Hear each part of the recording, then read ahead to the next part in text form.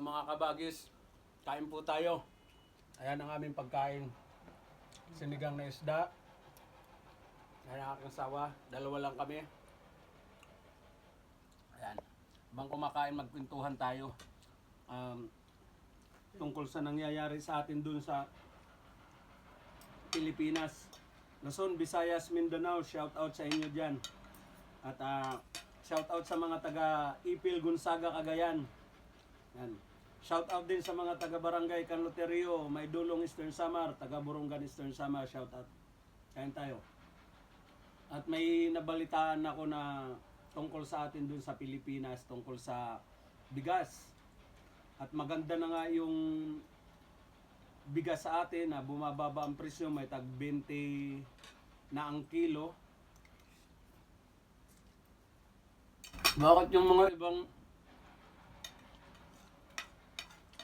politikadong tao, mga nasa gobyerno, hindi sinisuportahan? Sinisiraan pa. Bakit hindi na lang suportahan, maging masaya na bumababa yung presyo ng mga ibang mga bilihin, gaya ng bigas na mayroon na tag 20. Ako natutuwa ako niyan kasi mahirap lang kami. Makakabili kami ng tagbe-20 kilo ang bigas. Na imbis na ang pamilya ko isang bisis na lang kumakain, ngayon siguro magagawa nilang 2 bisis o 3 bisis na kumakain kasi yung kilo ng bigas mura na.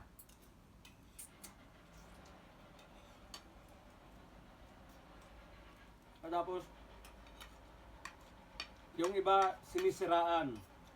Sinasabi pang politika daw lang yan ng administrasyong PBBM. Di ba nila alam na ayan na ang matagal na laging napapanood ko si Pangulong Bongbong Marcos.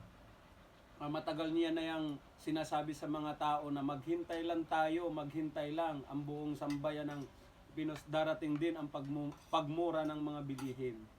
Kasi inaayos niya para sa mga taong bayan.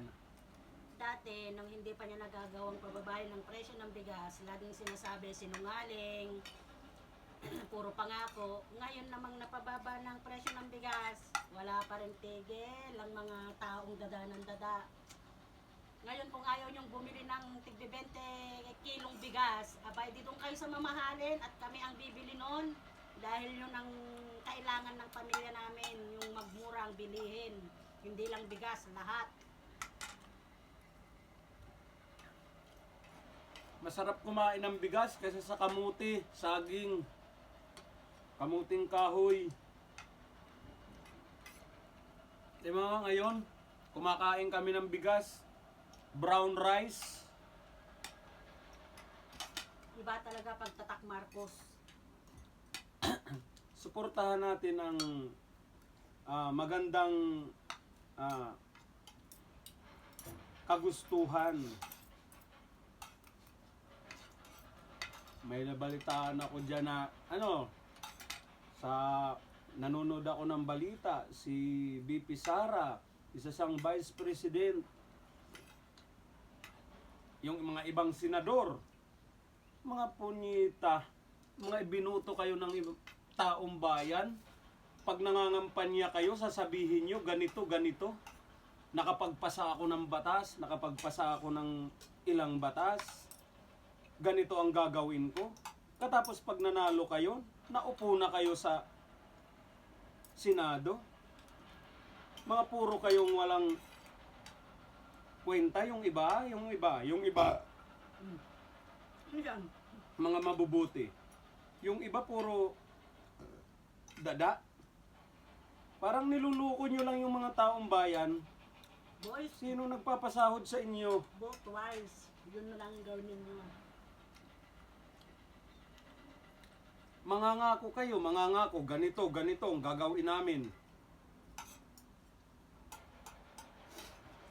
Ito pa rin nyo, ibinuto kayo ng taong bayan. Ibinuto namin kayo. Huwag lang yung sariling mga kagustuhan nyo. Oo nga, ako, hindi ako Sino ba kausap mo? nakikialam niya na hindi ako nag-ano. Kaya kung aasa lang din ako sa panggobernuhan sa Pilipinas na panggobernuhan, aasa lang din ako. Magugutom lang ako. Magugutom lang pamilya ko. Kung sasabihin na ganito ang panggobernuhan, ganito ang panggobernuhan. Kung di natin tutulungan sarili natin, alam nyo, kung walang tao, walang gobyerno. Ayun, sasabihin ko sa inyo, kung walang tao, walang gobyerno. Kaya tayong mga tao, tayo ang gobyerno. Ikaw, kung magpapasaway ka na tao, wala. Bakit na lang hindi natin suportahan yung mga gumagawa ng mabuti? Yung mga hindi gumagawa ng mabuti na nagpakaupo sa gobyerno. Sa susunod, wag na natin ibuto, wag na natin ilagay sa pwesto. Ganun lang. Ako bilang isang OFW, isa akong magulang. Nung naupo si PBBM, pinangarap ko na darating ang araw magiging asensado ang Pilipinas sa pamamagitan ng Pangulo natin na si Marcos. Ngayon nakikinikinita na namin, nakikita ko, nararamdaman ko na unti-unting nagbabago ang Pilipinas at unti-unting umuunlad. Kaya nagkakaroon ako ng pag-asang muling makakabalik sa ating bansang Pilipinas at hindi na muling mangingibang bansa para makasama ko ang aking mga anak. Di ba kayo natutuwa niyan? Kaya Kami- bagkus na ibaba nyo ang gobyerno natin, bagkus na batikusin ninyo, makipagtulungan na lang kayo, makipagtulungan na lang tayo para lalong umasenso ang Pilipinas. Kami nandito kami sa UAE, nandito kami sa abroad. Dahil Hindi siguro- kami umaasa sa gobyerno ng Pilipinas, pero kung magiging mabuti ang bababa ang mga bilihin, napakalaking tulong yun malaking sa amin. tulong sa amin yon. Kasi, sinasabi ko, kung yung ang mga pamilya ko sa Pilipinas, mga anak ko, mga kapatid ko, mga pinsan ko dyan, kung sino man yung mga nandyan sa Pilipinas, mga taong bayan, kung isang bisis lang tayo kumakain ng bigas dahil mahal ang bigas, ngayon magagawa na natin 2 bisis o 3 bisis kumain ng bigas. Kasi mura na, makakabili na tayo. Pambihira. Kasi hindi lahat ng OFW din dito. Malalaki ang sahod. Kagaya namin, sumasahod kami. Nasa 3,000. Yung 3,000 na yon, pinadirham, magbabayad pa kami ng bahay namin. Ang bahay dito, nung tinitirhan namin, 1,600. O kung di kalahati na lang, magkano na lang natira, 1,400. Eh paano na yung pagkain namin? Aasa na lang kami kung sa trabaho namin kung may magbibigay ng tip. Yun na lang yung pangkain namin. Eh yung mga pamilya namin, sa tingin nyo nagkakasya yung 15,000 na pinapadala namin sa pamilya namin sa isang buwan para sa gastusin sa lahat, school, pagkain, lahat-lahat. Hindi. Kaya nung bumababa ang mga bilihin, mga bigas, natutuwa kami kasi kahit papano, yung pinapadala namin, imbes na isang sakong bigas lang yung mabibili nila, makakabili na sila ng isang sakong bigas, may matitira pa silang pang-ulam.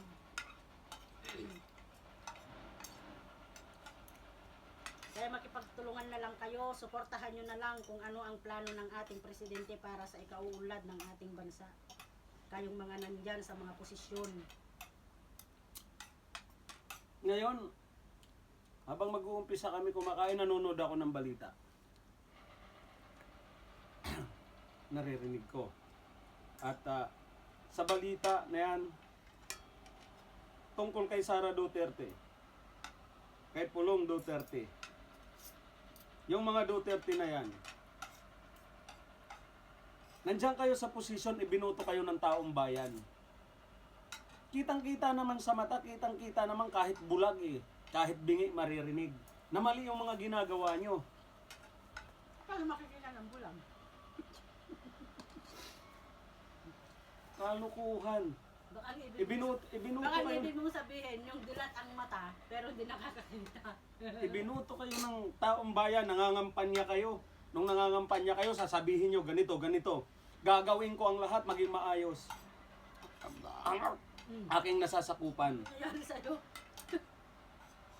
Lunugin mo muna. Nakakagalit kayo eh.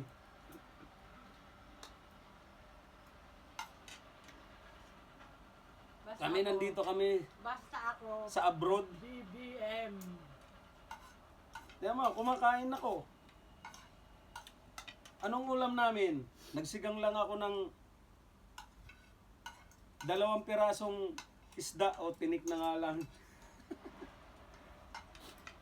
Dahil sa Nagsigang ng tinik ng isda. sa pagtitipid namin para makapagpadala kami buwan-buwan dyan sa mga mahal namin sa buhay sa Pilipinas, pamilya namin. Salamat sa Diyos.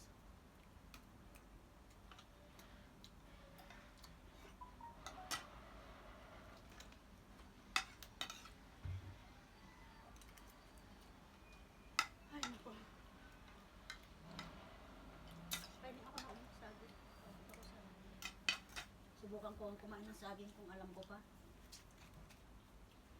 Kasi ang sabi nila, unggoy lang daw kumakain ng saging.